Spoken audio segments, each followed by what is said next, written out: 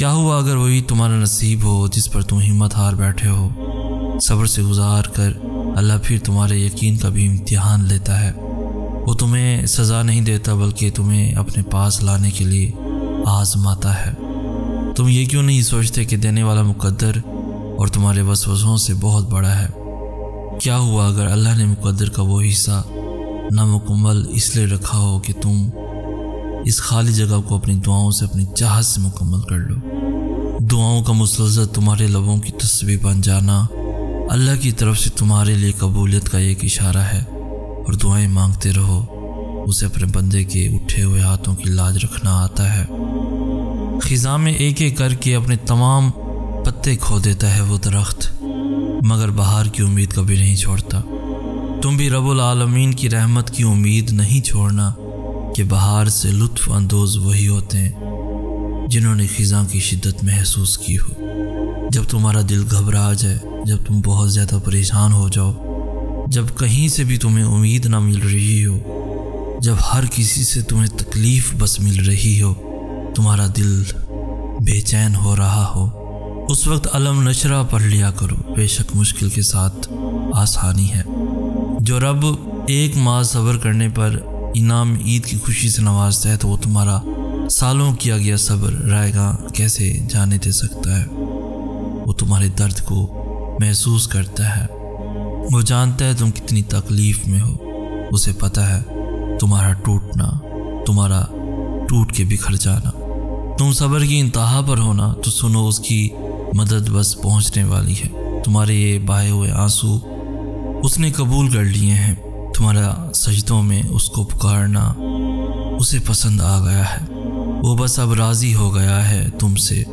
تمہارا نصیب اب بہت جلد بدلنے کو ہے، تمہاری بے رنگ زندگی میں اب وہ رنگ بھرنے والا ہے، اب تمہارا گھر بھی خوشی کے پھولوں سے مہک جائے گا۔ یقین کرو تم اپنی دعاؤں کی قبولیت جلد دیکھو گے۔ یاد رکھو تمہارا یہ صبر، یہ مانگنا، بار بار اللہ کے آگے سر جھکانا، جھولی پھیلانا یوں ہی نہیں ہے، اللہ تمہیں نوازے گا، اللہ نے وعدہ کر رکھا ہے۔ دل اگر بوجھل ہے تو اسے سجدے میں جھکا دو، لفظ نہیں ملتے تو خاموش گفتگو میں اللہ کو ہر قصہ سنا دو۔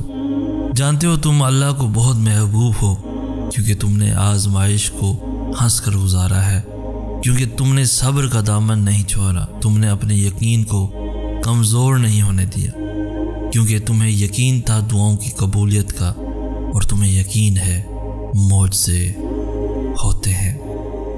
اللہ کی طرف سے کی گئی دیر میں کتنی خیر ہے، یہ تمہیں تب سمجھ آئے گا جب یہ صبر کے اشک بار سجدے شکر کے سجدوں میں تبدیل ہو جائیں گے، اور اس وقت تم کانپتے لبوں سے اس کے المجیب یعنی قبول کرنے والا ہونے کی گواہی دو گے۔ یہ دل اس کی محبت سے پھٹنے لگے گا اور اپنی قسمت پر تمہیں رشک آنے لگے گا۔ اے اللہ، مجھے آنے والے بہترین دن عطا فرما اور میرے نصیب میں ایسا لکھ دے جس سے میرا دل خوش ہو جائے، مجھے ذہنی سکون عطا کر اور میرے معاملات کو آسان کر دے۔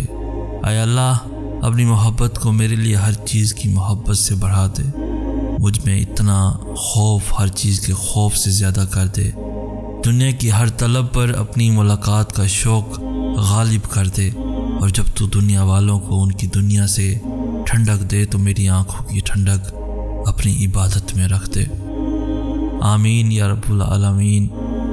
حضرت امام علی علیہ السلام فرماتے ہیں، بے فکر ہو جاؤ، اللہ پاک مخلص دلوں کے ساتھ کبھی ناانصافی نہیں کرتا۔ ہر تکلیف اذیت نہیں ہوتی، کچھ تکلیفیں ایسی بھی ہوتی ہیں جو انسان کو بہت صابر بنا دیتی ہیں، اور صبر کرنے والے لوگ اللہ کو بہت پسند ہوتے ہیں۔ جیسے حضرت موسیٰ علیہ السلام سمندر کے سامنے کھڑے تھے اور ان کے پیچھے فرعون کا پورا لشکر لگا ہوا تھا، نہ آگے کوئی رستہ نظر آ رہا تھا اور نہ پیچھے کوئی راہ بچی تھی، لیکن انہوں نے پھر بھی توکل رکھا اور اللہ نے سمندر کے بیچوں بیچ سے ان کے لیے راستہ بنا دیا۔ موسیٰ علیہ السلام نے اس وقت اس راہ پر بھروسہ رکھا جو انہیں نظر نہیں آ رہی تھی، کیونکہ انہیں وہ راہ بنانے والے پر یقین تھا کہ راہیں بنانے والا لازمی موسیٰ علیہ السلام کے لیے اپنی اندیکھی مدد بھیجے گا۔ بس تھوڑا صبر اور کر لو، دیکھو یہاں تک بھی تو صبر کیا ہی ہے نا، تو تھوڑا اور صحیح ہو سکتا ہے وہ تقدیر بدلنے والا لمحہ بس سامنے ہو سکتا ہے بس اگلے قدم پر ہی معجزہ ہو جانے والا ہو۔ دل میں تمہارے دعا کا خیال تبھی آتا ہے جب اس رب نے ان کو قبولیت کا درجہ عطا کرنا ہوتا ہے۔ اللہ نے تمہیں پریشان دیکھا ہے، اللہ نے تمہیں خاموشی سے بکھرتے ہوئے دیکھا ہے، وہ تمہارے آنسو تمہارے درد کو جانتا ہے، وہ تمہاری روح کو کمزور پڑتے تمہارے دل کو ٹوٹتے دیکھتا ہے، تمہاری ذہن کی نسوں کو پھٹتے دیکھتا ہے۔ آج ہمت کرو وہ باتیں سن کر جو تمہیں تکلیف دے رہی ہیں، جلد سب ٹھیک ہوگا، تم بس صبر رکھو، اللہ نے سب دیکھ رکھا ہے۔ ایک میری محبت ہے، ایک اللہ کی محبت ہے، اور اس کی محبت ہر شے پر بھاری ہے۔ میں اس کی عبادت کرتا ہوں، یہ میری محبت ہے۔ وہ عبادت کی توفیق دیتا ہے، یہ اس کی محبت ہے۔ میں کروڑوں میں کھڑا اس کو پکارتا ہوں، یہ میری محبت ہے۔ وہ کروڑوں میں میری پکار سنتا ہے، یہ اس کی محبت ہے۔ جب وہ تمہاری دعا کو قبولیت کے لیے چن لیتا ہے تو وہ تمہارے دل میں دعا کا خیال بھی ڈال دیتا ہے۔ قبولیت میں دیری کا مطلب یہ ہرگز نہیں کہ دعا کبھی قبول نہیں ہوگی، بلکہ حقیقت تو یہ ہے کہ کچھ دعائیں اللہ تعالیٰ اپنے پاس سنبھال کر رکھ لیتے ہیں اور بھی بہترین وقت آنے پر کن کا معجزہ کر دکھاتے ہیں۔ اللہ توڑتا ہی تب ہے جب تک ہم اس سے جڑ نہیں جاتے۔ جب ایک بار اس سے ہم جڑ جاتے ہیں تو وہ ہماری بے سکونی کو سکون میں بدل کر ہمیں راحت بخشتا ہے۔ اس سے جڑ جاؤ، معجزے کرنے میں اس کو پل بھر نہیں لگے گا۔ دعائیں تو صبر مانگتی ہیں، جب ہم صبر ہی نہیں کریں گے اور دل میں طلب نہیں رکھیں گے تو کیسے کھولے گا وہ قبولیت کے دروازے۔ بے شک اللہ صابروں کے ساتھ ہے۔ یقیناً وہ وقت بہت ہی قریب ہے کہ جب تمہارا رب تمہیں خوش کرنے میں کوئی کسر نہیں چھوڑے گا، بالکل ویسے ہی جیسے کہ تم نے اس کی رضا کے لیے اپنی خواہشات کو قربان کرتے ہوئے اپنے صبر سے اسے راضی کرنے میں کوئی کسر نہیں چھوڑی۔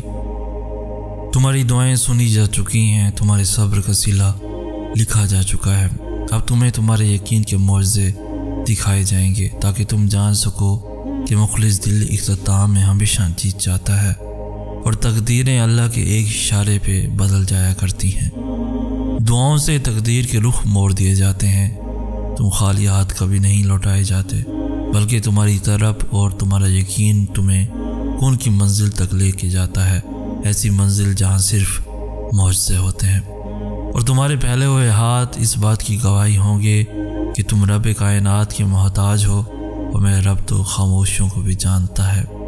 وہ تو ان دروازوں کو بھی کھول دیتا ہے جن پر تم دستک نہیں دیتے، پھر وہ ان دروازوں کو کیوں نہیں کھولے گا جن پر تمہارے مسلسل دستک کے نشان ہیں۔ اور جب اللہ تمہارے دل سے کسی چیز کا خیال نہیں نکالتا تو وہ اسی چیز کو تمہاری حقیقت بنا دیتا ہے۔ جس چیز پہ دل اٹک جاتا ہے اللہ اسی چیز سے آزماتا ہے ہمارا صبر، ہمارا یقین، ہمارا توکل۔ اللہ جن سے پیار کرتا ہے انہی کو مشکلات کے راستے پہ ڈالتا ہے تاکہ بعد میں انہی آنسوؤں اور اسی تڑپتے ہوئے دل کا سکون بن سکے۔